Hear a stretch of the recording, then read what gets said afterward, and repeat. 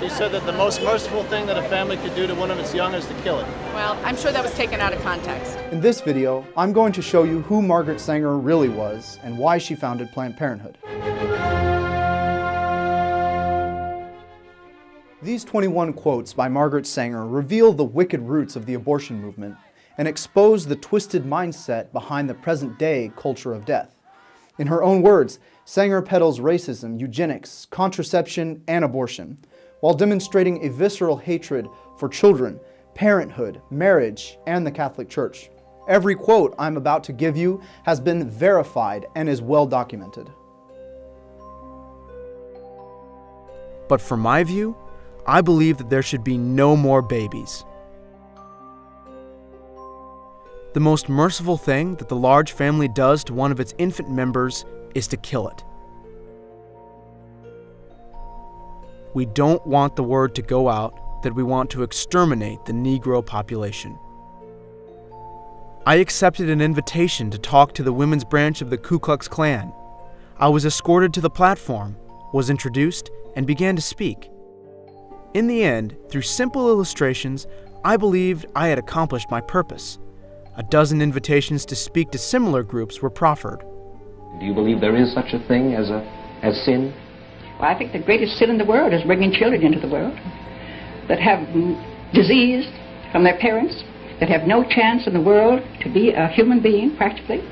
Delinquents, prisoners, all sorts of things just marked when they're born. That, to me, is the greatest sin that people can commit. The most serious evil of our times is that of encouraging the bringing into the world of large families. The most immoral practice of the day is breeding too many children. Eugenics without birth control seems to us a house builded upon the sands. It is at the mercy of the rising stream of the unfit.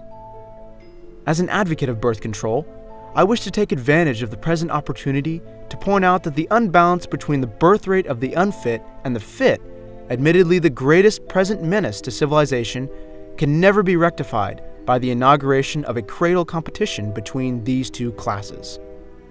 The most urgent problem today is how to limit and discourage the overfertility of the mentally and physically defective.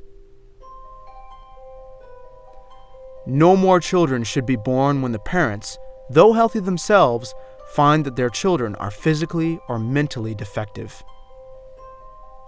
A marriage license shall in itself give husband and wife only the right to a common household and not the right to parenthood. No woman shall have the legal right to bear a child, and no man shall have the right to become a father without a permit for parenthood. Permits for parenthood shall be issued upon application by city, county, or state authorities to married couples, providing they are financially able to support the expected child, have the qualifications needed for proper rearing of the child, have no transmissible diseases, and, on the woman's part, no medical indication that the maternity is likely to result in death or permanent injury to health. No permit for parenthood shall be valid for more than one birth. Apply a stern and rigid policy of sterilization and segregation to that grade of population whose progeny is tainted, or whose inheritance is such that objectionable traits may be transmitted to offspring. These two words, birth control, sum up our whole philosophy. It means the release and cultivation of the better elements in our society, and the gradual suppression, elimination, and eventual extinction of defective stocks, those human weeds which threaten the blooming of the finest flowers of American civilization. Organized charity itself is the symptom of a malignant social disease.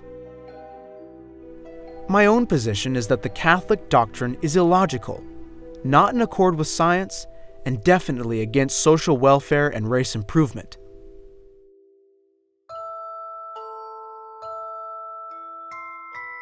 All of our problems are the result of overbreeding among the working class. Knowledge of birth control is essentially moral. Its general, though prudent practice must lead to a higher individuality and ultimately to a cleaner race. Feeble-mindedness perpetuates itself from the ranks of those who are blandly indifferent to their racial responsibilities. And it is largely this type of humanity we are now drawing upon to populate our world for the generations to come. In this orgy of multiplying and replenishing the earth, this type is pari passu multiplying and perpetuating those direst evils in which we must, if civilization is to survive, extirpate by the very roots. Birth control itself, often denounced as a violation of natural law, is nothing more or less than the facilitation of the process of weeding out the unfit, of preventing the birth of defectives or of those who will become defectives.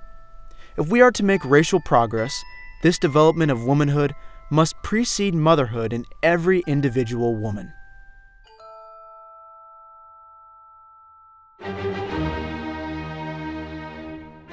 It's so irritating. You people are so irritating. I can't stand it. Please help us open more eyes to the truth by sharing these quotes. America will only turn back to God when the abortion agenda is fully rejected in our culture. Thanks for watching, and God bless.